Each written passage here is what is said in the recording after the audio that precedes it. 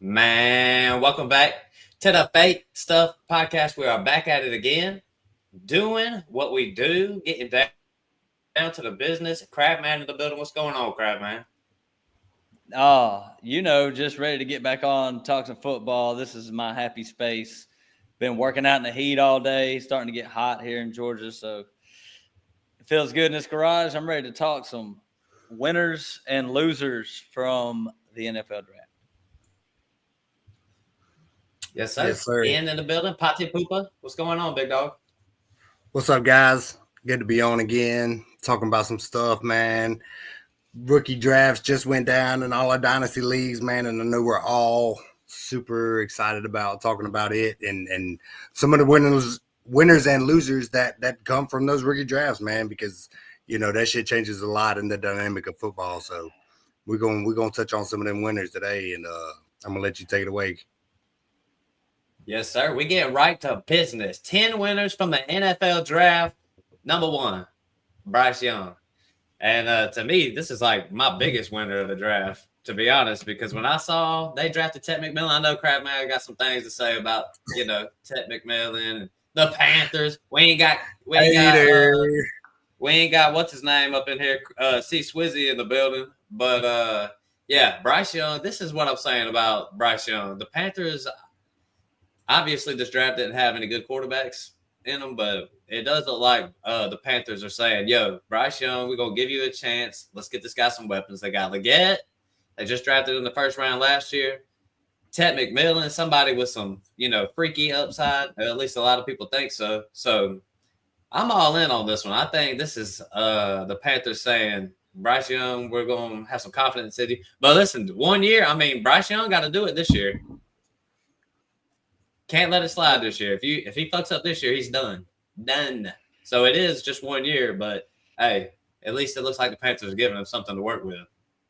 Yeah, this is pretty much it for Bryce Young, like you said. But they didn't. I know this is gonna not tickle Ian's fancy, the opposite of tickling the fancy, whatever that is. The Panthers didn't draft an offensive lineman in this draft, but they did go out and get that receiver. But Matt kind of touched on it a little bit, the way I was going to feel. And I think Bryce Young and all these guys on the Panthers is just a bunch of losers. They play in a loser division against loser teams, and they're the biggest losers of that division. And they're gonna keep rolling out there, trying to win 3 or 4 games this year, and we'll be talking about them drafting another guy in the top 5 or top 8 or wherever they are this year. But in all reality, they're trying to get Bryce Young some weapons. Man, you just drank from the haterade fountain this morning, dude. Like, you just straight hating, man. But you're right. But you're not wrong in a lot of things, dude. Like, they are a bad team in a bad division. But the NFL, the way it's set up, has a way of leveling this stuff out, man. After so long, eventually people get so many draft picks, they hit on somebody eventually. And Bryce Young did look good at the end of last year. And I was actually pursuing him a little bit in Dynasty. I was kind of weighing around about what I could get, but I didn't really want him, didn't really need him with the emergence of Bo Nix. So before Bo Nix, I was like, maybe I should try for Bryce, because I honestly felt like he was going to take a step up for one reason or another. But adding Ted McMillan there is huge for him. I think he's a definite winner in that aspect. He gets a big guy that's fast, that can be the X receiver, go downfield, go up and get the ball, man. He's a big target. And I drafted him. So I believe in him. He's on a bad offense. I don't feel like he's going to get a lot of touchdown opportunities, but I don't really need him to be an immediate starter on my team. So I feel like he's a great talent, and I feel like Bryce Young is make or break this year. So, but I feel like he's gonna do good this year, and we'll see. Only time will tell. But I think Bryce Young's a winner with the addition of Ted. Well, one question. when they're in the huddle, calling plays and stuff, how low does Ted McMillan have to get down to Bryce Young's level to actually hear the plays being called in the huddle? I mean, it's a big thing. You got to be able to know what play is called. I mean, you on some other stuff, man. You just reaching for stuff to be mad about, man. I mean, if professionals figure that stuff out, man. I mean, look at Drew Brees. Drew Brees, the New Orleans Saints offensive lineman, ducked down for years. So, I mean, if it's the guy, it's gonna be tough on his knees. Is all I'm saying. Yeah. Crabman, he be hating, but it is the Panthers, and we do talk about organizations being buttoned up and stuff like that. So, I mean, that's not one thing that bodes well for Bryce Young, but I still, nonetheless, think he's one of the big winners. Next one, big one. This was one that pretty much everybody was looking at. You know what I'm saying? Chase Brown, because, heck, what was that? I saw some trades this year for Chase Brown with 2 firsts, some pretty big trades this offseason, and just Chase Brown not having the draft capital, his future was always up in the air just a little bit. So him to go unscathed, because there were meetings in the offseason about the Bengals. I think common sense was saying that the Bengals were going to go draft their defense, and they had to. They had to build their defense up somewhat. But, rumblings of meetings. Those Ohio State guys, Cincinnati's in Ohio. For everybody who didn't know, Cincinnati is up there. Cleveland, Cincinnati, same state. So, bring it in. Just so you didn't know. They met with both of those running backs. So, a little bit of interest there. So, you never knew what Chase Brown's future would hold, but it held through. Big winner. Heck, I mean, he'll be going high in redraft this year. What you think, Kraft, man? Oh, this was one where it was like first and second round. I was like just sitting there sweating, and I don't even have Chase Brown on any of my dynasty teams, but it was almost I'm just already thinking about targeting him in redraft, where I really think he could finish as a top 5, top 6 guy. I mean, Mixon did it for years, just over and over again. So they've shown that they trust him. And, they're going to try to bring Zach Moss back and whoever else they have in that backfield. So Chase Brown's going to get damn near everything. And the passing work is what excites me the most about this one. So just glad they didn't replace him. We'll probably be talking about this next year. Same thing, because he's a later round draft pick. What do you think, Ian? Yeah, dude, I'm just sitting here scrolling through Chase Brown's stats on Sleeper, dude, and I mean he's everything and a bag of chips. I mean his chart looks exactly how you want it to be. I mean he's 30% of the snaps first 5 games. He goes up to 50% through 8, and then by week 9, I mean he's playing 80+% of the snaps, dude, and that's everything you want to see in a young back on your team, dude. I mean he's got 2, 3, 4, 5, 6, 7 touchdowns on the ground, 1, 2, 3, 4 in the air. I mean, like you said, he's deadly in the air. I mean, any game he got over 5 receptions, he balled out, dude. He's get 37 yards, 7.5 yards a carry or yards a catch. I mean, but I'm not just going to sit here and read stats, dude. I mean, stat nerd. Yeah, dude. Chase Brown just passed the eye test. I know. I was just got into it because I haven't looked into him, but no, Chase Brown is a huge winner, man. And Cincinnati is a team that's going to score a lot of touchdowns. They're going to be pushing for championships, and I feel like he's going to be a big part of it, dude. Or he's going to make or break the team. So yeah, no, I feel like Chase Brown is a great person to target in this year's draft for sure. Crap, man, how high does Chase Brown grow in redraft? I think he should go in probably the mid-second. But if you want to take him in the back of the first, I don't see no problem with it. That's how high I am on him. I'm like him or Jonathan Taylor next year. I'll probably take Chase. Yeah. He's up there. Definitely up there. All right. Got to talk about the next one. We got to talk about Pacheco. And this one's worth talking about because we was high on him last year. He started off hot for those first couple games and then broke his fibula. You know what I'm saying? So he missed the majority of the year. Pretty much when it came to fantasy football, he was irrelevant, but he did come back. But even when he came back, I've said the same line 5 times. I must think it's clever or something crap. I'm about to say, but he broke his leg, and then when he came back, he played football like he broke his leg that year. You know what I'm saying? Like he was messed up. So now he's got time to heal up. I don't really know what the word is on. I mean, Kareem Hunt finished off the year, but I'm not sure what they really want to do. They drafted that one running back late, but I just think Isaiah Pacheco definitely survived because I was trying to ship him off. Honestly, every year before the draft, I try to ship Pacheco off every year. Nobody ever bites, and then he just survives and survives. So he survived again, and I was needing it this year. Talk about sweating it out. I was sweating this one out right here, Kraft, man. I needed this one for my home league team bad. Like, I got to have at least some kind of solid starter. So, but yeah, Pacheco, he's a winner. Now that don't mean he's going to have just like this great year next year. We'll have to see. Hopefully he can recover, but it looks like the opportunity will definitely be there.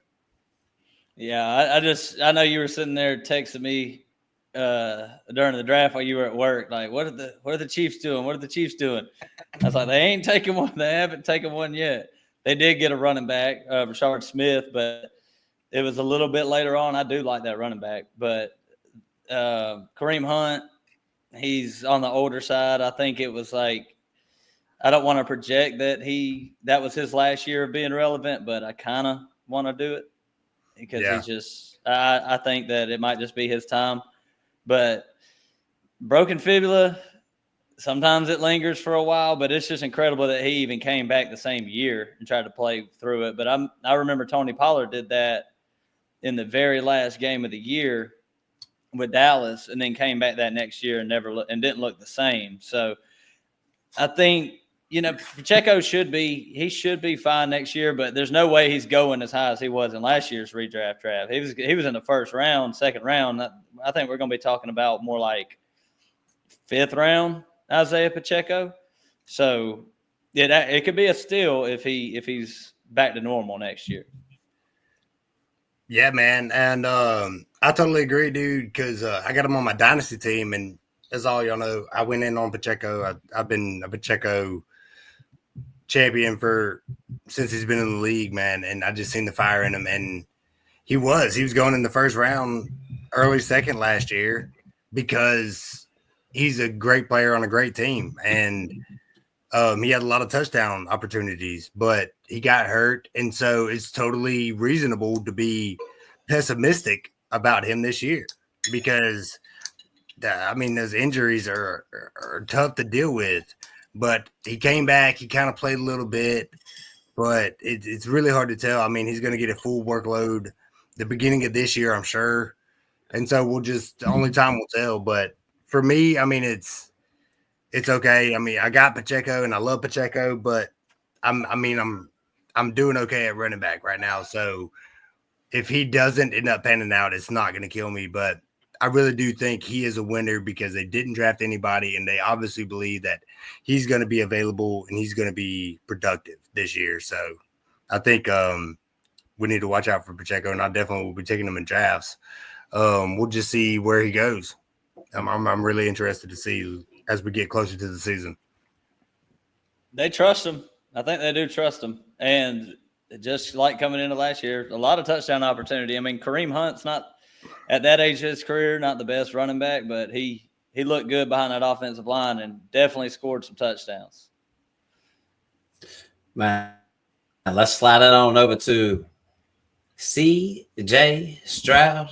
What you call it? This right here, he's an obvious winner because they just go out there and get receivers, just retool them. This to me is just obvious what Houston is saying. It's just like, C.J. Stroud, you're the guy. And they, obviously wide receiver is something that they had to take care of because they went out there and got in the free agency. They went and got Christian Kirk real cheap. So, they didn't invest a lot, but I'm just saying they went out there and got a proven vet. And then they come to the draft and they go and get a guy in the second and the third round. Teammates even in college. So it's like, man, but I always forget his name, Kraft, man. The guy who's hurt, Tank Dell. Tank Dell probably gonna miss this year. Stephon Diggs, Definitely. he was balling out. He's gone, so you had a void to fill. So you got Nico, who's a beast, but then you get somebody like Jaden Higgins up in there, big bodied wide receiver. But then you get Jalen Noel. yeah, third round wide receiver from Iowa State, and then he can, CJ Stroud really liked Tank Dell in that role, so it's like that dude right there really has some upside too. So CJ Stroud's just a big winner because it's like Houston they're just doing what you do when you got a franchise quarterback. You got your franchise quarterback. Let's get this guy some weapons to protect him. That's just what Houston's doing. Yeah, the Texans, they remind me, I think I said it in one of our last episodes, but they're the Packers of the AFC. They got a quarterback who looked great his first year playing and then kind of struggled his second year. That sounds a little bit like Jordan Love. And then, they got Nico on the outside. And both the Packers and the Texans brought in a free agent running back. They brought in Mixon. We brought in Jacobs. So this is and they're both very young teams and a very young offense with a veteran running back. So I think Stroud could definitely just keep taking that step up. And if Jaden Higgins is the player that I think he is, and Jalen Noel's a good player too. Yeah. Christian Kirk on that team, they got a lot of depth over there. Dalton Schultz still running around about 2 miles an hour down the field, just catching it and falling down, doing whatever he's got to do.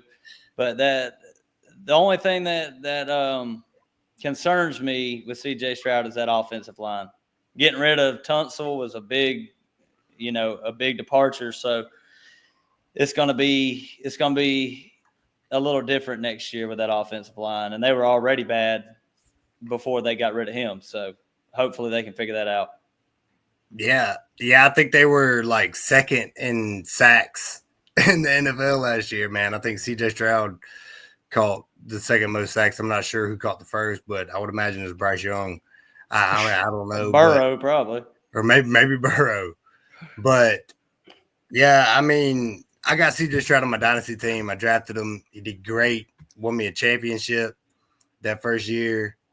And didn't do great yet last year. Sophomore slump. Got a bunch of guys around him. Great player. But he is taking a lot of sacks, man. And, yeah. That's your bugaboo right there, that offensive line, isn't it, Ian? It's hard to win. Yeah, that's my thing, dude. Like that offensive line, that's a game changer, man. That's a game changer. Just think of Detroit would have had a great offensive line last year, dude, without all the injuries. But either way, it's hard to get past that. And I hate when young players get pummeled early in their career, especially really good ones, because they kind of start playing scared, and they kind of start doing different things that they wouldn't normally do because they lost their confidence. But hopefully that won't happen to him. And only the great players know how to adjust, adapt, and overcome from those things. So we'll see with CJ Stroud, but he definitely got some weapons. It's hard to say they're going to do great immediately because they obviously got to build that chemistry, man. You're not going to throw them 17 touchdowns, and if you do, immediate chemistry, it happens. But at the same time, you really need to build that. And so hopefully they'll mature into a really great squad. But on paper, they got a bright future. Yeah. Well, shoot, Kraft, man. One thing about CJ Stroud was there was definitely a little buy low window, probably a little bit before the draft on him because his stock was really high. We had seen him go 101 in a startup that one time, but his ADP was like 104. I imagine it's a little bit lower. It's like I said, because of fantasy football, you should just treat CJ Stroud like Joe Burrow, really. He's going to have some good years and some bad years. A lesser Joe Burrow. A lesser. Agreed. All right. Big winner. DeAndre Swift. And he is a big winner. I feel like we talk shit about him all the time on a year-to-year basis. He's really just not. Sometimes he has stretches where he's good, but most of the time he's just not. But, hey, the Bears, all those weapons, just think about it, Crab. All them weapons they went out there and got. They didn't draft a running back. So it just feels like it's just, Ben Johnson's there, a little familiar, familiarity. Is that how you say it? I can't really say that Close, word. close enough. Hey, I'm just saying, Swift in the building. You know what I'm saying? They didn't draft it. This offense has obviously got to improve. They keep loading up on the weapons anyway, so they're building it around Caleb Williams and this offense, and DeAndre Swift's about to be a part of it. So, I mean, really a buy low. I mean, this is somebody who if you haven't done your rookie drafts yet, this is somebody, Swift, if you could get him for like a late second. The one I see getting traded the most all the time is Joe Mixon, but DeAndre Swift should be one floated around out there too. And I'm not really a DeAndre Swift guy, Kraft, man. You know me. We sold him last year. We was in a league and had him and sold him for a second. I know. So, I know. Yeah, go. Yeah, I was really hoping the Bears would draft a running back because I thought this was going to be a good landing spot. They addressed the offensive line and free agency. They went out and got weapons on the outside. This offense looks good on paper. But as far as DeAndre Swift, we did sell him last year for a second. And the way I look at DeAndre Swift's like that drunk-ass dude at the party who you just want to go to sleep, but he keeps staying up and breaking shit and causing a scene.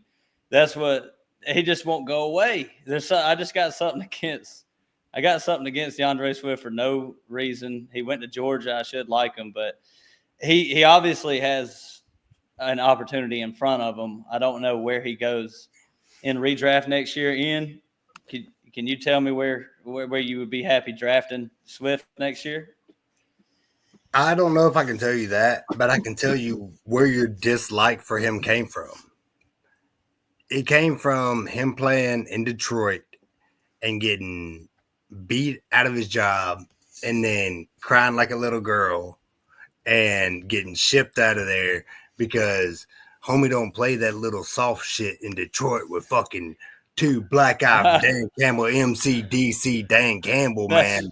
Murder City Dan Campbell don't play some little soft boy Swift like the Chicago Bears. The Bears will cradle him. They'll be like, oh, it's okay, Swift, bullshit, but he is a bulldog, and he's that. But you're calling your bulldog soft. I think they fucked up, and I think what Chicago, going to my point, where I'm segueing to my point very charismatically, is Roschon Johnson is the reason they didn't draft a running back, not DeAndre Swift. Roschon Johnson. I don't know. We haven't seen it, but I feel like he's got more potential than Swift. That's a big call. That's a name that doesn't get brought up a lot. He's on my dynasty team, and he's on the edge of I got to create roster space to fill in.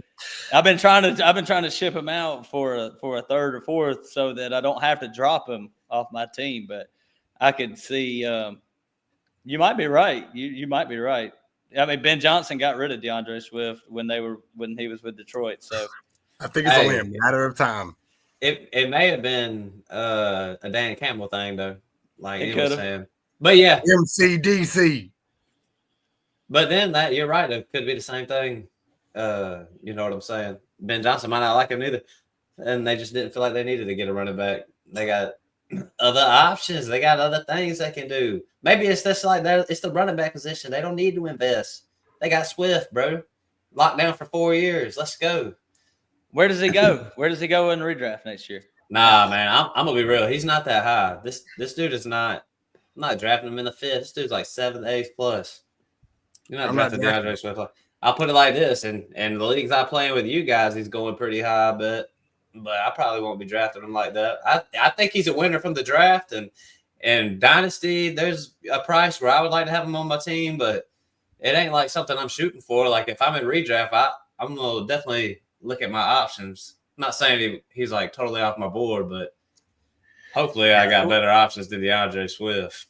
I think if you got him on your team, you're happy. You know, if you put some capital into Swift, you're happy that nothing else happened because he's at least going to get some play. No, but, for sure. Other than that, I mean, he's a winner, but at what cost? We'll see. You hate him more than I do. I don't hate him. He's not super productive. I mean, he has stints. He's like a sprinter. He has like 2 games, and then he's like, oh, Fine. I don't know. I feel like Swift is just I just feel like coaches don't like him because he doesn't read the gaps and he doesn't get the yards out of there, but he'll make some big plays every now and again. But it's just like, why can't you just read your blocks and get some yards? Yeah. We talked about Swift way too long. Way too long. Yeah, you're right. You're right. Yeah, slide it over. Because I really want to talk about this guy too. Justin Fields definitely feels like a winner. And they drafted a left tackle, drafted a tight end, but also they didn't draft a quarterback.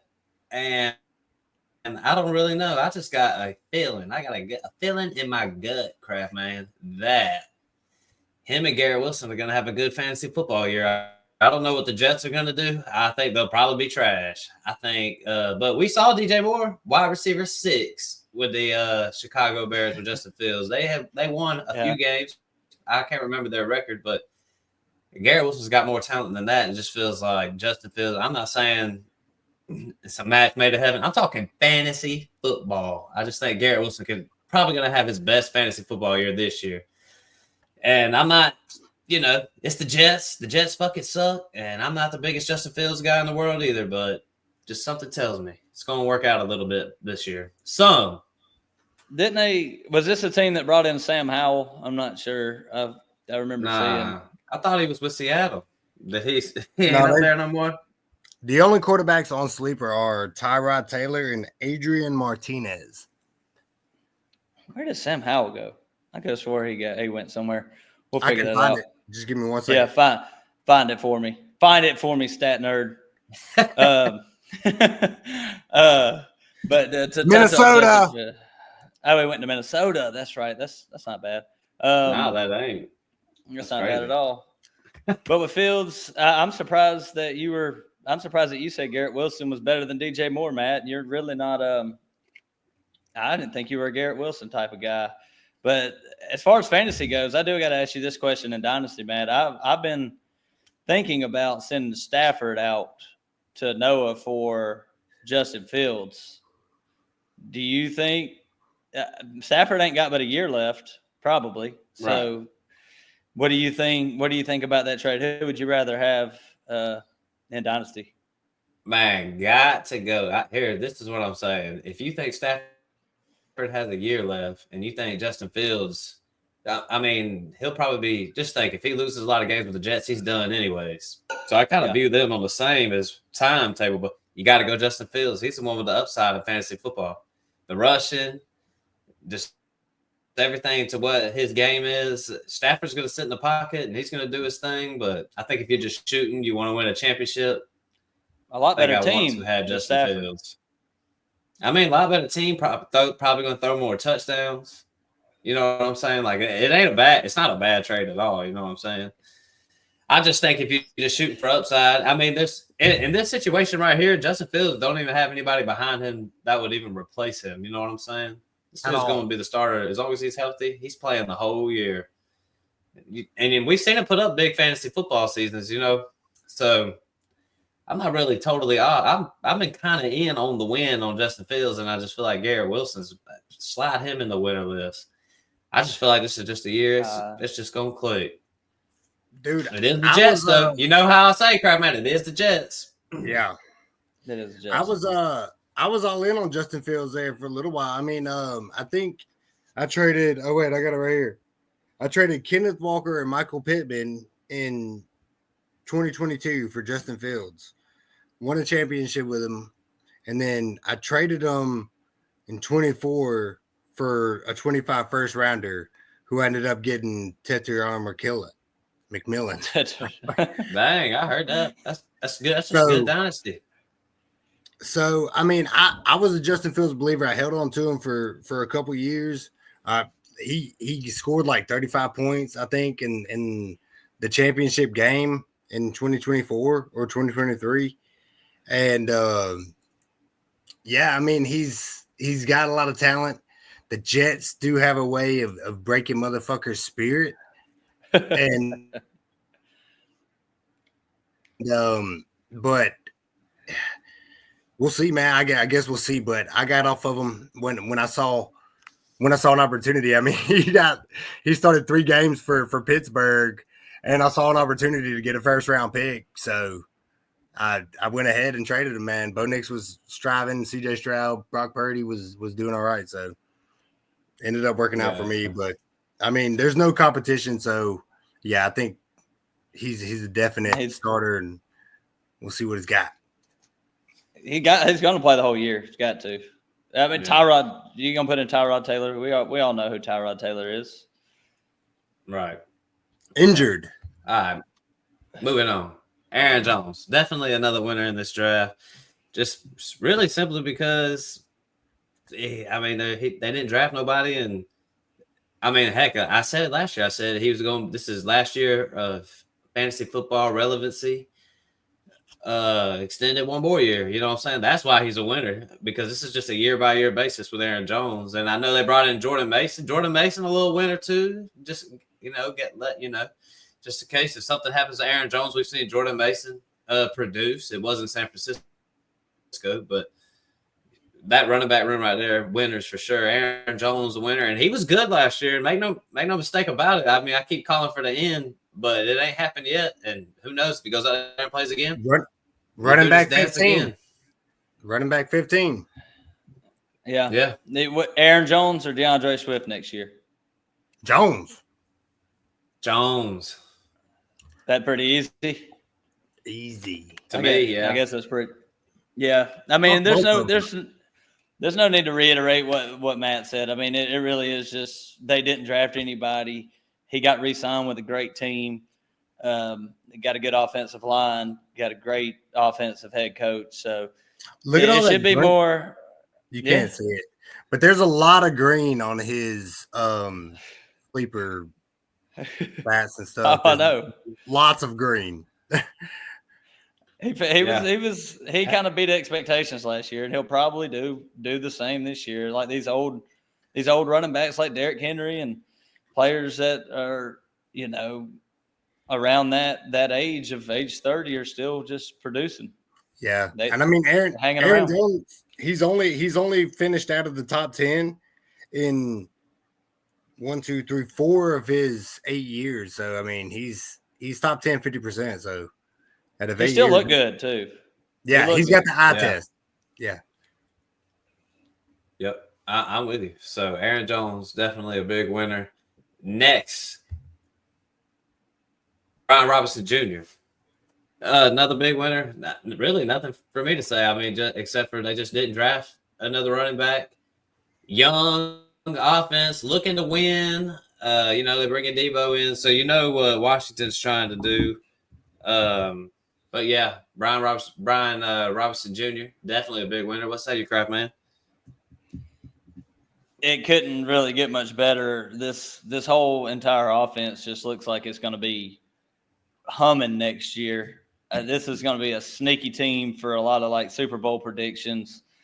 Jade Daniels coming back, just lighting it up, and then it's going to be Eckler and Robinson in the backfield again. They're going to run it back, and you got Debo there, unless you think Debo's going to take some carries or something, which he might get some rushes, but Brian Robinson is just by far and obvious the goal line back over there. So it's just a great offense to be in, great touchdown opportunity.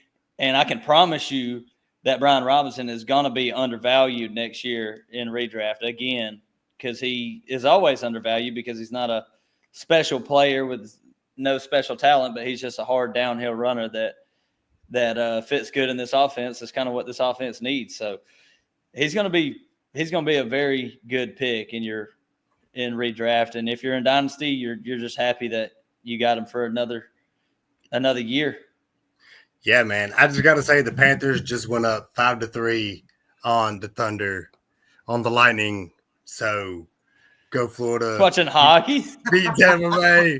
Let's go. I heard that. Ian got some hockey on the side. Let's go, man. Let's go, man. I got into it, dude. I don't know, but yeah, dude. It's a really prolific offense. I mean, they're doing all the right things there. I love the head coach, Brian Robinson. And he's 26 now, but I mean he's only been in the league like 3 years, I think. So I mean, 26 is old for a running back. I mean, you talking shit. All right, you're talking shit on some people that aren't even as old as him, Austin. But yeah, no, I mean, I think he's got all the opportunity ahead of him to do well, especially with Eckler, giving them the relief. That's a good 1-2 punch. And I say they're one of the top 1-2 punches in the league. I mean, I don't know about that. You got Jahmyr Gibbs. So you got Gibbs Montgomery. You got ETN and Tank Bigsby. And then Jalen and Caleb. Bucky Irvin and White, I guess. Man, there's a lot of duos better than Robinson Jr. and Austin Eckler. There's a lot. And you just be spouting shit out. Gaslighting. Bijan and Algier. I mean, we could go. Hey, that's actually a good duo though. Like Bijan and Algier, that's actually a really good duo. Yeah, that's a duo that you should have mentioned. Yeah. All right. That's the one I was thinking of. All right, slide it over, crap, man, because this was another big winner from the draft. Brenton Strange, because in the offseason, Evan Ingram was traded to the Broncos. Is that right, crap, man? The Broncos? Yeah. Yep. Okay, I was just making sure. That Jugger was traded to the and I'm not 100% sure, but I think Brenton Strange has second round draft capital, but it's just a clear path for tight ends. It's always hard to get tight ends to produce. The Jacksonville Jaguars have been known to get their tight end involved, and we'll see if it was just an Evan Ingram thing, or is it a Jacksonville Jaguar thing, or a Doug Peterson thing.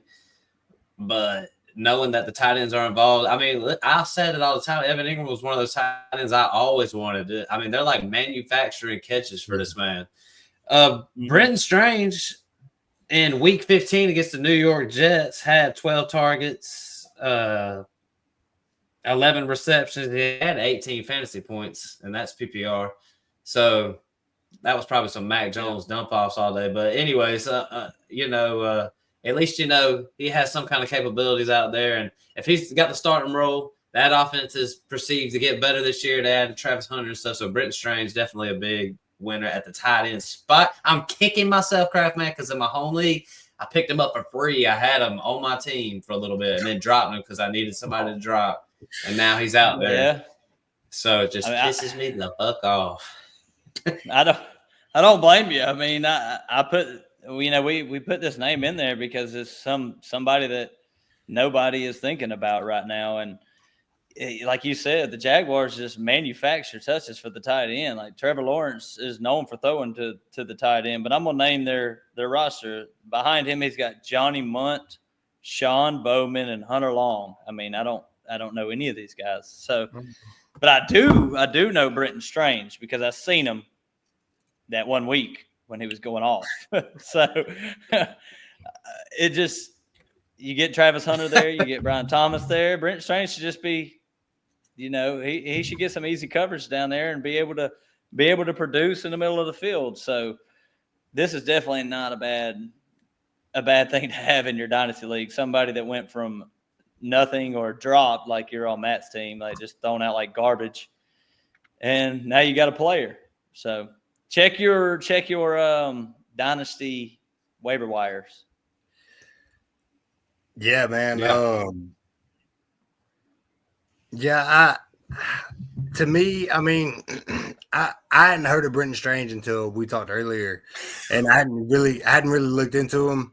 But it seems like there's you ain't even got to say nothing about him if you don't want to. But the thing that I'm going to say about him, you'll get what I'm saying. Let me get to my point. So that being said, there is a lot of people in that offense that demand targets, and I don't feel like in that offense there's a lot of targets to go around, and I feel like he will be the last pot fed. So he might be a good stash spot, but I don't feel like this year he could be great, but he could have a high ceiling. I mean, that's the thing about these younger guys. Or I mean, this is second year, going in his third year, I think. But I mean, it's just a wait. I feel like it's more of a wait and see thing than a for sure like gotta start him type deal. There's a lot of targets. Yeah. You're not playing him week one in your lineup. Okay. No, sorry. You hope not. I mean, you hope so. Let's go to Kraft. You hope he's that good. True. Let's go to Kraft Man's guy, Lab McConkey. Yeah, this is the Lab McConkey podcast, man. We love Lab McConkey up in here, especially the Kraft Man.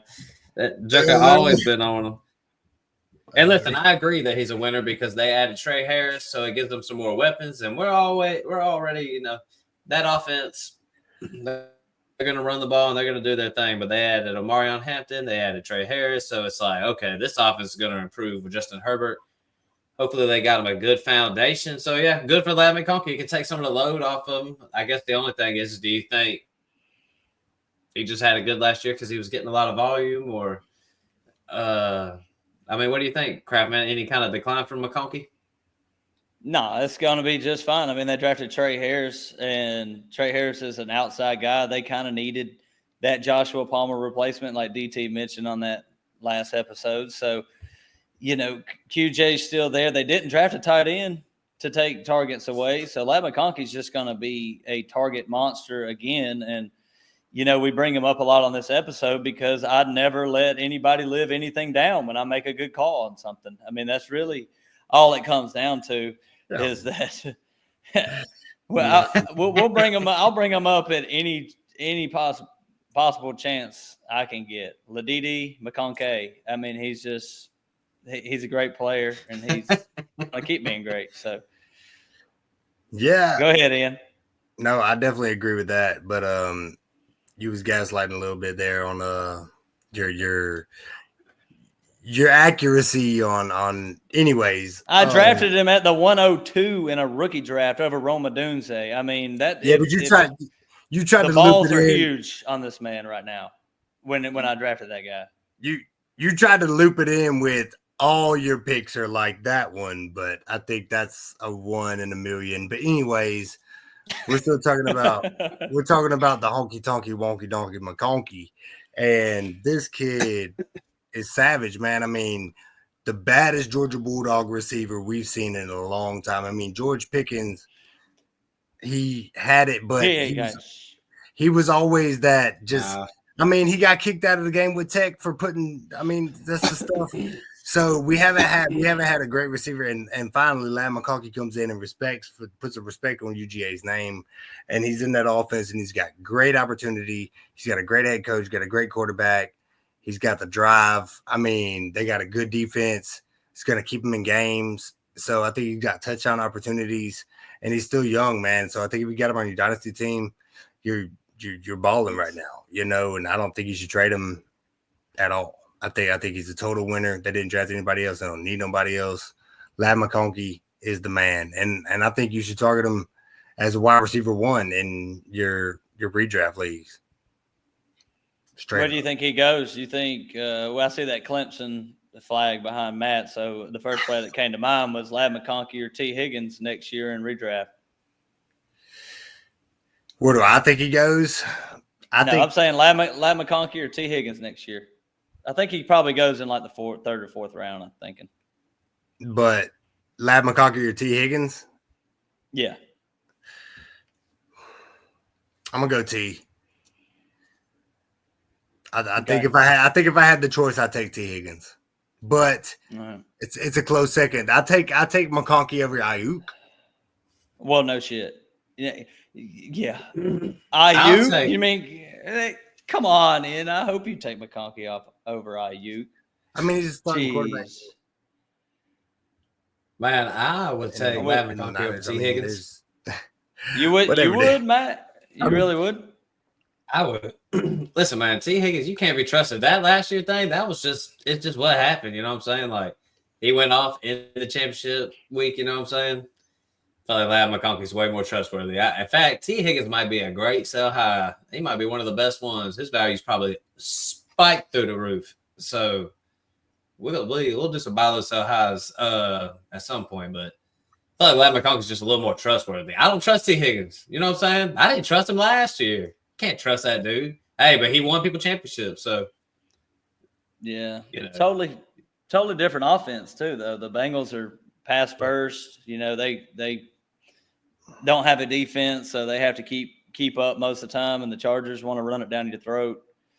and play defense. So I feel like it's pretty close. If T. Higgins can stay healthy, I feel like it's going to be a very, very, very close between him and McConkey. But I just remember looking at my prize picks last year. McConkey's receiving line was at he was up there with the big dogs, 80.5 receiving yards. So the gambling community, Vegas respected lad. That's a lot. No doubt. All right, listen, we gotta mention these guys right here. Browns